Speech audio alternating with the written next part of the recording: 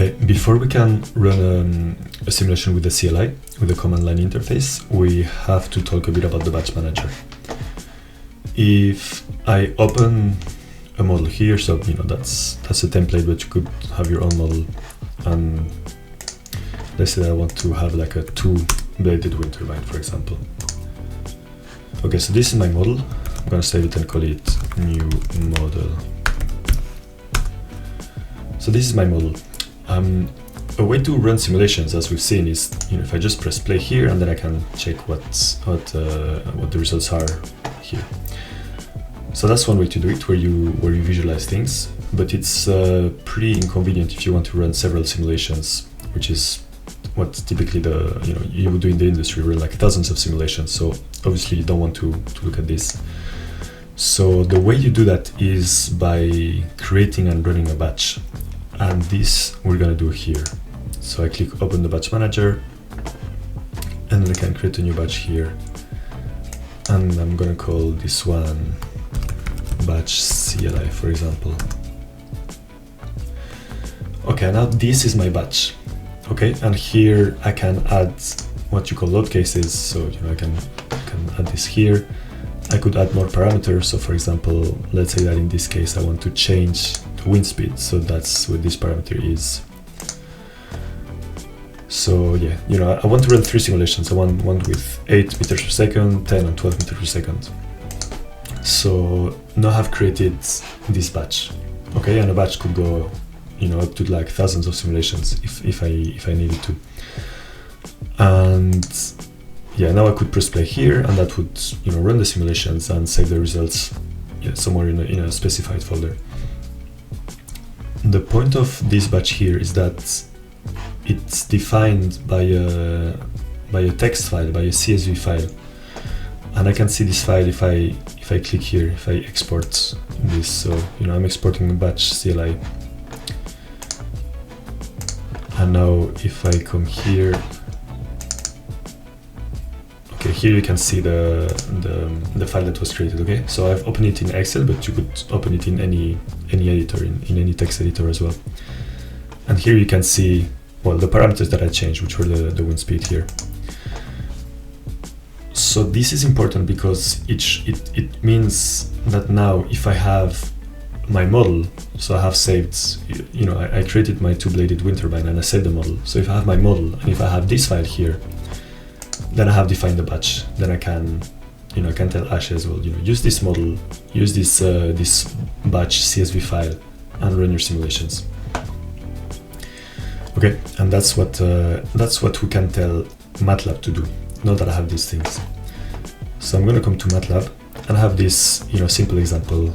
You have this file. You can download it from the description of the video, and yeah, you might have it. Other places as well, but if you don't, you can download it from our server. And yeah, this script it's simply gonna run the batch that we've created right now. Okay.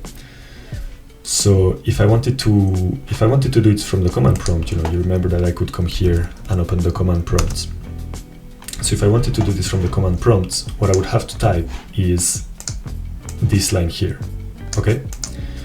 So you have to replace what's in bracket with the actual value. So you have to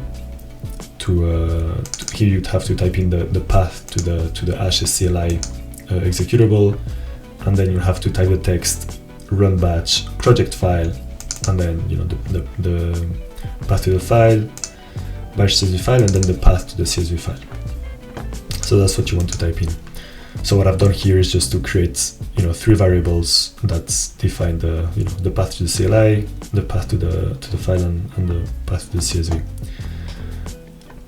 And yeah, that works for my computer, but obviously you'll have to change it on yours.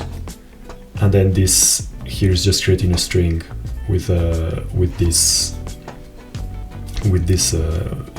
it's gonna create this command basically.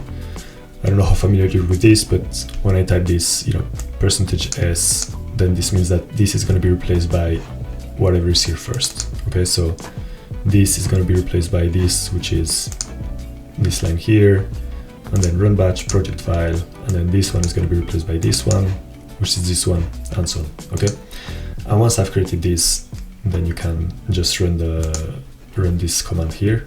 So system and then the command that I just created, and that's gonna run the simulation.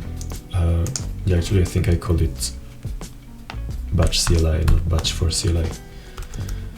Okay, so now if I run this, so you can see that there's some output. The simulation has started, so it was a 10-minute simulation, so I guess it's going to take a while. But here you have the outputs of the 3 load cases that I created. Yeah, so then when this reaches 100%, then we're going to get the results, and I will show you where the results are once this is done. Cool. So now my batch is ready. It took, well, you can see here, it took a bit over 2 minutes to run 10 minutes of simulations.